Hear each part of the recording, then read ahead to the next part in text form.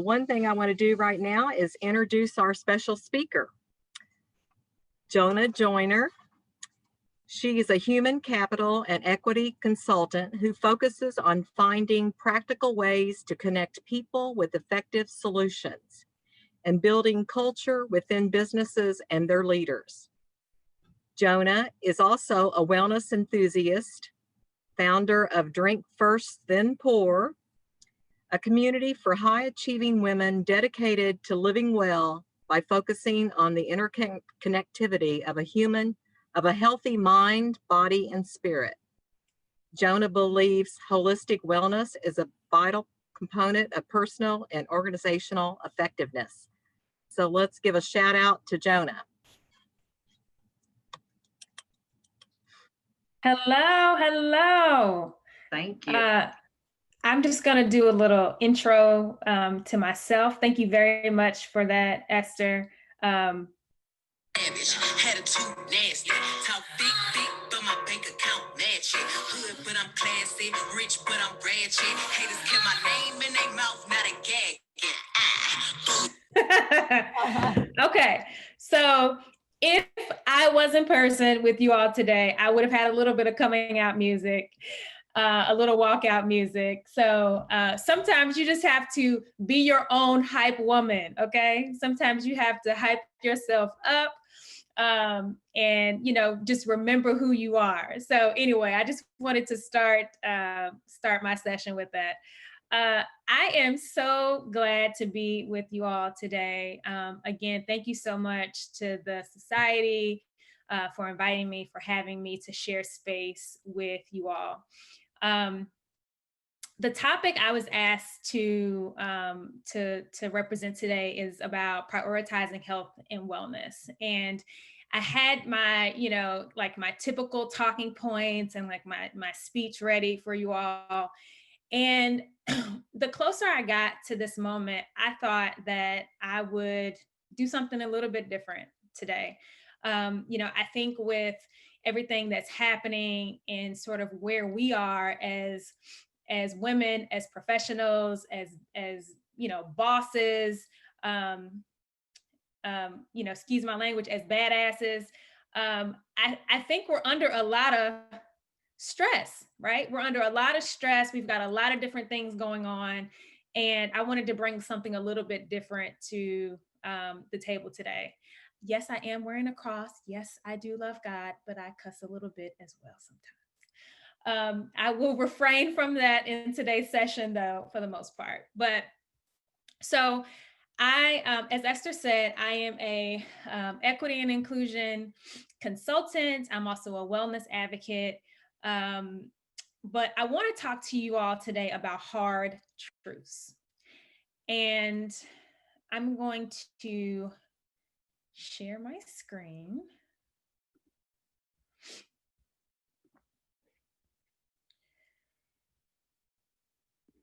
So let me know if, okay, I'm seeing some head nods. Okay, cool. All right. So I'm going to start with hard truth number 1.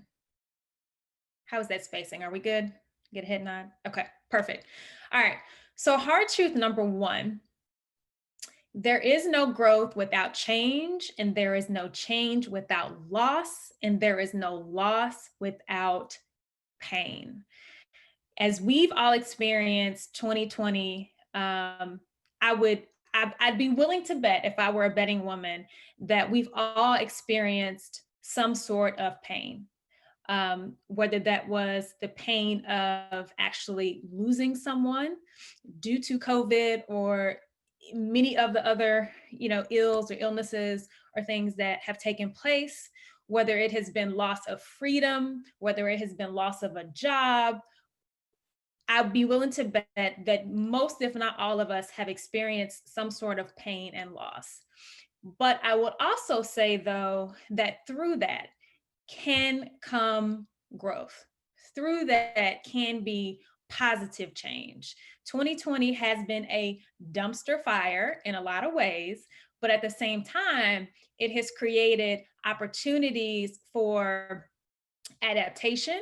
It has created opportunities for transition and also created opportunities for growth. So when it comes to loss and pain, beyond 2020, I am no stranger to that concept as well. So here's a little bit of my truth. So in 2017, my beloved husband, who you see pictured here, actually passed away due to cancer.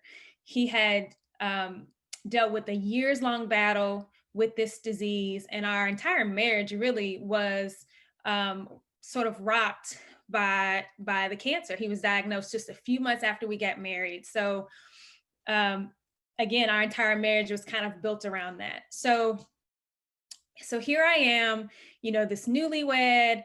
I'm working in my career, my corporate career at the time, and learning how to be a caregiver as well as a wife.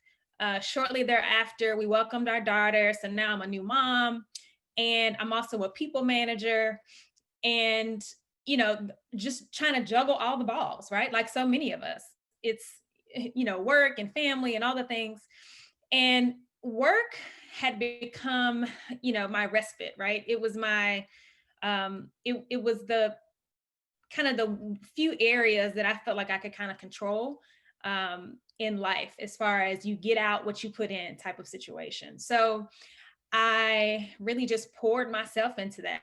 And that was my escape, if you will. So in 2017, when my husband lost his battle to cancer, I really came sort of faced with myself. I came face to face with some hard truths at that time. And I had considered the stress. So there's stressors and then there's stress that affects us both, right? To me, I considered the cancer to be the stressor. So once the cancer was no longer part of the equation, my thought process at the time was that the stress would disappear, right? So once the stress was gone, the stress would disappear, and life would look a little differently. But that's actually not what happened. So on top of just managing and dealing with the loss and the grief of losing my husband, yes, the stressor, cancer, was no longer present. The stress that had been caused in my body, the way that I had manifested the stress physically, emotionally, mentally, I had not dealt with. And that was actually basically killing me. So I want to just pause for a second and, just reiterate the fact that oftentimes when we hear wellness experts and self-help folks talk about self-care, because it's trendy right now, right? Self-care is trendy, wellness is trendy, everybody's talking about it. Oftentimes people focus on the stressor, meditate, incorporate mindfulness. Those are things that can help you create boundaries, right? Those are things that can kind of help you address, those are things that can help you address the stress, but we don't really talk a lot about how do you manage or eliminate the stressor itself, right? So we're going to talk a little bit about the stressors and the difference between the stress and how you can manage those, because it's just as important. So as I said, hard truth number 2, right? You got to deal with the stressors as well as the stress. So going back to the storm. So in my instance, it was the passing of my husband and trying to figure out how to navigate life as a new mom, a widow, someone who's rising in her career at work and just trying to manage all the things. So when you experience a storm in that way, there are 2 ways to get through it, either as a survivor or as a student. Sometimes in life, all we can do is survive the storm. That in and of itself is the miracle, right? It's like, I just got to get through it. And, when those moments come, if 2020 has been that for you, that is okay. If you're just like, hey, I just need to get to January 1st, 2021. That is okay. But there's also another way, and that is as a student. What's really key about being a student of a storm is that here's where you learn, right? Whatever experience that you've gone through, whatever hardship that created, whatever lessons you were able to learn from the situation are just as important, if not more so, right? Because when we become a student, we're able to learn how to potentially navigate future storms. We learn how to potentially avoid future storms as well. So I don't want to discount or discredit the survivorship aspect of it, because that is just as important. But I do want to reiterate the importance of learning from storms. What can I learn from this moment? What can I learn from 2020? What can I learn from, all of the craziness that's happened? How can I use it to fuel me to become a better person, to become a better mom, a partner, a wife, etc., a business owner? So these are some things that I'd like for us to consider today. So talking about the stressors and the stress, I like to talk to my clients about the D.R.I.N.K principle. And the D.R.I.N.K principle is an acronym. So when things are crazy happening around you, when you get the sense of overwhelm, anxiousness, anxiety, when it just feels like you're sort of starting to reach your limit, right? I encourage you to think about the D.R.I.N.K principle. So the D stands for don't ride the roller coaster. And that's the roller coaster of emotion. It can be very easy for us to kind of experience the highs and the lows based on what's happening in the news or what's going on around us or in our family or even in our household. It can be very easy to ride that roller coaster. Sometimes you do need to kind of ride it just to get through it, but don't stay there. Don't stay on that roller coaster because it'll throw you right off. Find opportunities for you to get off that coaster, right? Because we got to figure out a way to sort of mentally manage our emotions. And we can do that by just getting off that wave. The R stands for recognize what you need. So recognize what you need in that moment. So as an example, I am currently in the process of selling my house, right? It has been a bit of an emotional roller coaster for me because it's a house that my husband and I bought together.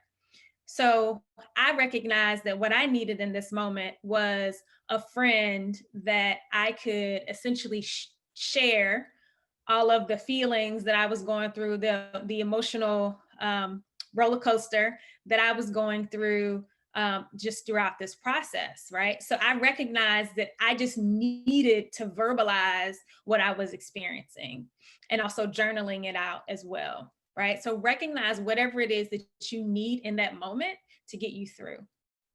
Sometimes you don't know right off top what you need. So here's a good time for you to invest or investigate. So this is where you investigate. What is it that I need in this moment? Here's where you ask some really good questions. Sometimes you need to invest in help or support or a system.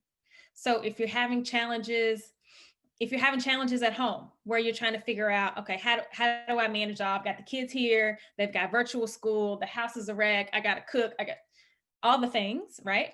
Maybe you need to invest in house cleaning services, or maybe you need to hire a virtual assistant, or, take some time to investigate and figure out what you need to do in that moment. No is all about boundaries. No is a complete sentence. Sometimes it can be really difficult for women, especially, to create boundaries and to say no. and to feel okay with saying no without giving a long explanation as to why you're saying no. Sometimes no is good enough, right? So think about areas where you may need to create boundaries. This could be around people, places, things, food, etc. K is simply for keep it moving, right? Once you decided to get off that roller coaster, you've investigated or invested in whatever it is that you need to get through this moment. You've created some boundaries. Now you have a plan in place.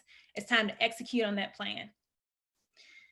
So that's been a really good principle that works well for people when it comes to, all right, how can I manage the things that are going on around me, some of these stressors that are happening in my life, as well as really kind of get a handle on what wellness means for me.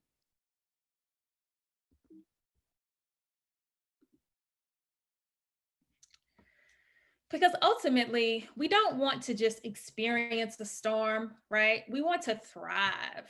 You don't want to just survive a storm. You want to thrive through it. Many times, folks, when we think about wellness, it's just the whole idea is that it's some sort of state of being, but it's not. It's really a state of action, right? You have to do something. We have to do something different. You have to, create some sort of change for yourself in order to stay at this sort of wellness level, to achieve this wellness level and to stay there. Don't use rest or self-care as a reward for your productivity, right? So what that could look like is, well, I've crossed off all the things on my to-do list. So now I get to take a 5-minute break, or now I get to go, take a 30-minute walk because I've done all the things that I needed to do to reward myself. Don't do that. If you need a break, take a break. Your mental health, you shouldn't make yourself earn your mental health, right? It should be a priority for you. So if you need a break, if you need to go take that walk, if you need to pause and call a friend, phone a friend, whatever you need to do, take that moment to do that. Oftentimes we sort of get in this hamster wheel of emotion because we won't give ourselves the grace and the space that we need. So you kind of get caught up into this cyclical thought process that can become negative and unproductive, right? Because you're just not giving yourself an opportunity. It sounds silly, but breathe. It's amazing how during times of stress or overwhelm, we actually hold our breath. And when you recognize that, when you actually take moments to intentionally take deep breaths to slow your breathing, it can have a really positive impact in the moment. It is so effective in the moment. There are apps, there's even a breathe app that's out there that can send you reminders throughout the day to simply breathe, right? Think about the times where maybe you're in a meeting and you're just feeling stressed and you've got a lot of tension going on. Think about how much you clench your jaws, how you may be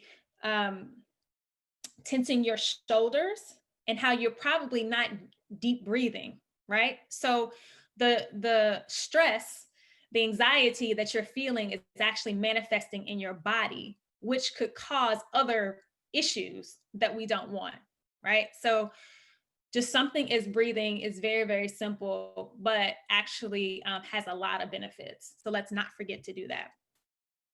And then it's important to also accept a certain level of uncertainty while working towards understanding, pivoting, adapting, transitioning, flowing, to better manage our work-life priorities, right? We can't, there are a lot of things we can't control, even though we'd like to. And as a type A personality, I can attest to that, right? A lot of things that we want to control, but we really can't. So learn how to become okay with just a certain level of uncertainty. Learn how to become comfortable being uncomfortable. Because if this year has taught us anything, is that surprises come. Sometimes our plans don't work out. Sometimes life just throws you a curveball. And those who are able to flex, those that are able to adapt, not only survive, but also thrive.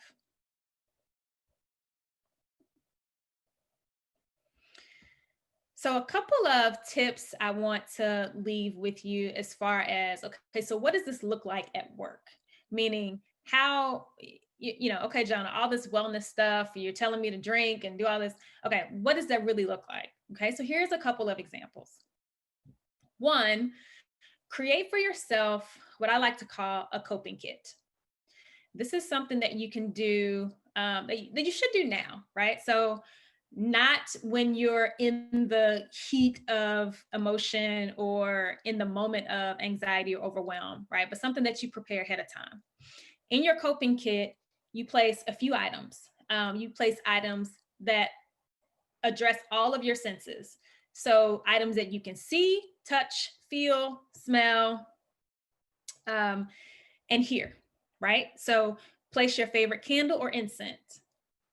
Place a journal inside your coping kit, something where you can jot down your thoughts and your feelings and your emotions in that moment.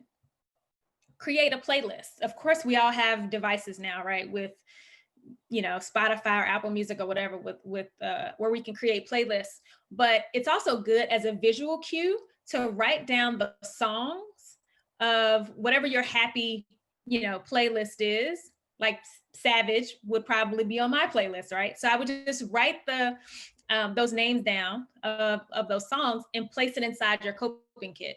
So again, it's just a visual cue when you open this box of, ooh, these are my songs, these are my go-to songs, let me play those. Place some photos in there. Again, everything's digital now, but there is just something about these cues for your senses. So place a couple of photos in this box of happy memories, whatever they are, whether they're childhood or presenthood, whatever it is, put some photos in there. I am really big on devotionals and meditation.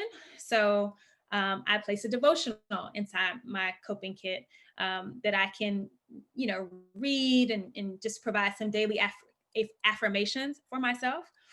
Also, you don't need a meditation pillow in order to meditate.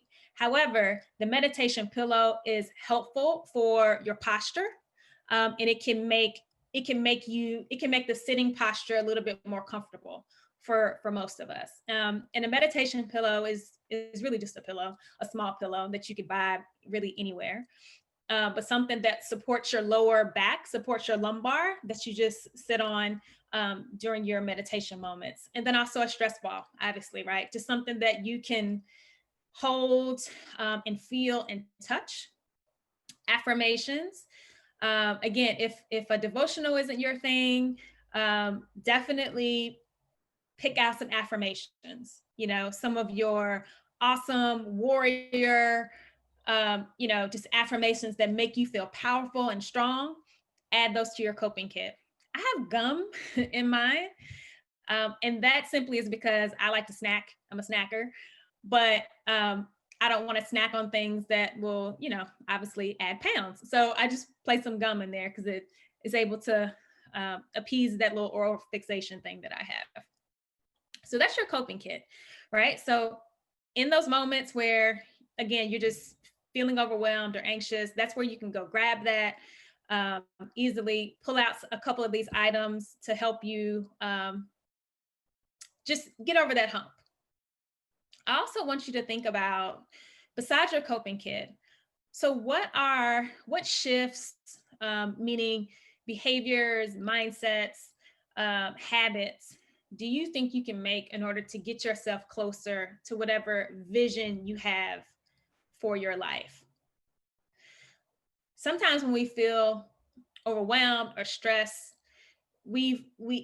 something didn't meet our expectations, right? Whether it's people, whether it's us, you feel like you didn't meet your own expectations. There's some sort of expectation or vision that you have in your mind, right? So think about what behaviors or mindsets can you change in order to get closer to the vision that you've established for yourself. And then lastly, what changes can you make today? Right? Like what small shifts in mindset or behaviors or habits can you actually change today versus things you want to change in the future?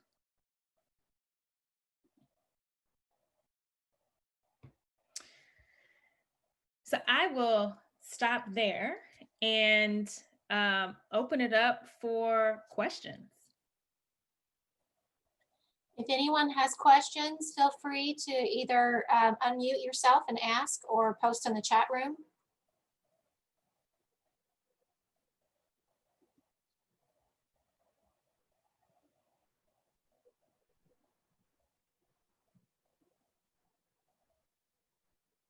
Any questions? Oh, so there's a lot of stuff in the chat. Okay. Okay, there's a lot of shares of what people would put in there. I just wanted to say thank you so much. That was so needed. And your words of encouragement, inspiration, and thank you for sharing what you've been through. You're just an inspiration, and I really appreciate this. I would love if you would share a copy of this, just to kind of, maybe look at it daily. Thank you. Yeah, I can. Yeah, I can share the drink principle for sure. Thank you for sharing that. Yeah, thank you. This is Jacqueline. Thank you for sharing. I really liked your DRINK acronym, and the N, the no is a complete sentence. There's a lot of us on the chat that were saying, yes, it is a complete sentence, because so many women, right? We want to go into all the explanations about no because of blah, blah, blah. It's a complete sentence. I love it. I've never really heard it like that. Love it. Jon'a, I loved your words. I immediately went to Instagram and joined your Instagram account so I could see your words of wisdom. Yes. Awesome. Well, and Jon'a, it's so funny because I just downloaded that Breathe app. So it'll ping me to remind me to breathe. Because when you do get stressed out, that is the one thing that a lot of people don't realize. And I didn't realize it until I started using that app. And it's like, okay, breathe for 1 minute. And it tells you to inhale and exhale. It's the best thing if you all don't have it.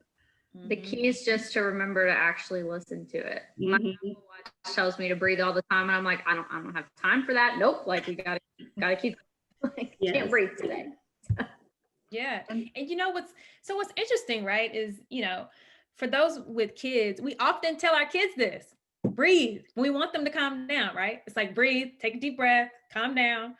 But we don't take our own advice. But it's also that also is the same when it comes to how women, especially, right? We're really good taskmasters. Like, we're really good at project managing stuff. Like, we can project manage something, we'll kill it, right, with project management. But when it comes to managing our own health, our own wellness, we don't do so well with that, right? We can tell everybody else what they need to do. But when it comes to us, we tend to feel guilty about making ourselves a priority and figuring out what we need and what brings us joy, and then also understanding what drains us, what we don't like, and what drains us, and doing less of that. Right? More stuff that brings us joy, less of the stuff that drains us and depletes us.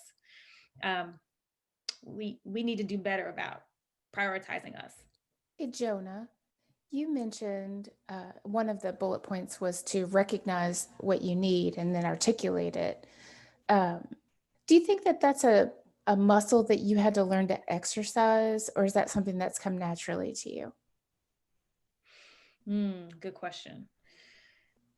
I would say that I had to exercise it, but it was out of necessity. When my husband passed, and all these things were happening, right, and I'm dealing with this grief and all this, I literally felt like I had come to the edge of myself. I felt as though I didn't have anything. I didn't have anything left to give anybody. I was tapped. I was completely and totally tapped, mentally, emotionally, physically.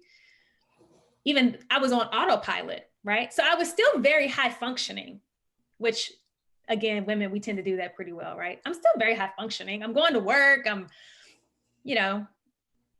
knocking out projects. I'm doing different things. My daughter is, alive and well. Like life was moving forward, but inside I was done. I was literally just showing up. That's all I could do. And I think sometimes we experience moments like that, right? Where you just gotta survive. So me experiencing that and get to that point, there was two options. It was either get up and work through it, or die. Like those were my options, right? So I just decided that I'm going to get up. I'm going to get up. It doesn't necessarily have to take that for someone else, right? You don't have to get to that point of pain and despair. But I do think it is a muscle. Because I do remember we had a death in the family, and just the way the family is structured, knowing that I was going to be that I was going to be the person in charge of all of the plans, all of the organizing, all of the everything. And I remember at that time saying, okay, I'm going to do these things, which will get me to blank day. And then I'm going to turn off the phone, shut the door, not answer anything anywhere, and just be alone for these these 3 days, whatever it happened to be. And saying it out loud, every single person in my family was like, yep, let's do that. That's the plan. But it felt so weird, so like kind of freeing and powerful to say, this is this thing that I need, and you're giving it to me, and have them go, yeah, absolutely, let's do it. I love that, right? Like you figured out what you needed, and you verbalized it. And I'm thankful that your family was receptive to that, and they honored what you needed in that moment. Love that. And I want to add something. Oh, I'm sorry, Lori, go ahead. No, you're okay. Go ahead, Robin. I was just going to say, this was a quote that I'm keeping with me, and I've shared it. A friend put it on, and it just adds to what you were saying. So what if instead of thinking about solving your whole life, you just think about adding additional good things, one at a time, just let your pile of good things grow. And I've been keeping this with me and looking at it daily because it's so true. And it just, what you were saying. Jon'a, I was wondering if you journal, and I suspect that you do. And so, when you talk about self-help, and if you listen to a podcast or read a book or whatever, they always talk about journaling and getting those feelings out. And group of CPAs, so speaking at least for myself, we like numbers and we like them to balance and things like that, and very much like the numbers, very much don't like words. So for me, if I sit down and look at a blank page, and even though nobody's ever going to see it, it's not like I'm writing a thesis or anything, I just find it's very hard for me to journal. So I'm curious if you have any tips on that. Yeah, so question for you. Why do you think it's so hard for you to journal? Is it because you feel like you don't know what to write?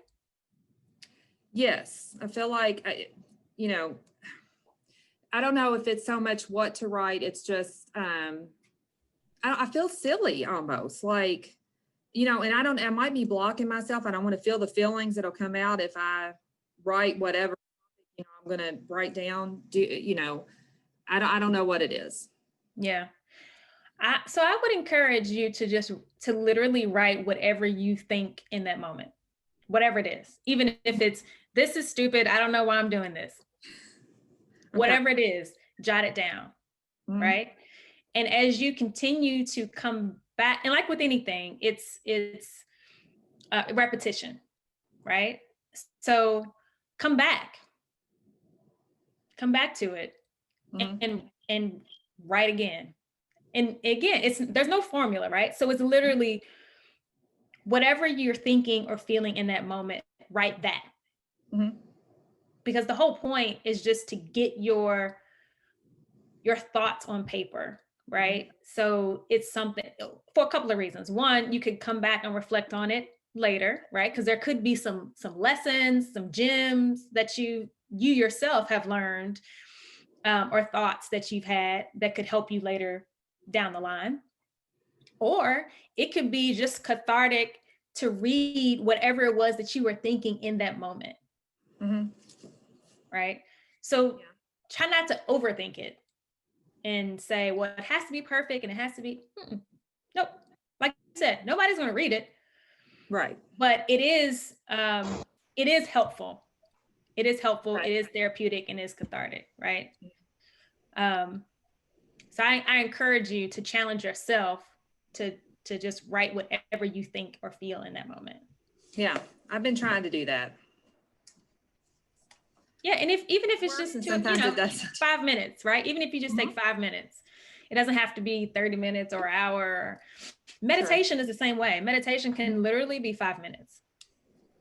Right. Thank you. Okay. Any other questions for Jon'a? All right. Well, we do appreciate you being here with us, Jon'a. Those are some very helpful tips. And I know everybody is going to be able to take something home with them and use. So we appreciate having you on the call with us today, and for the time that you spent talking to us. Thank you so much. My pleasure. Yeah, thank you. Yes.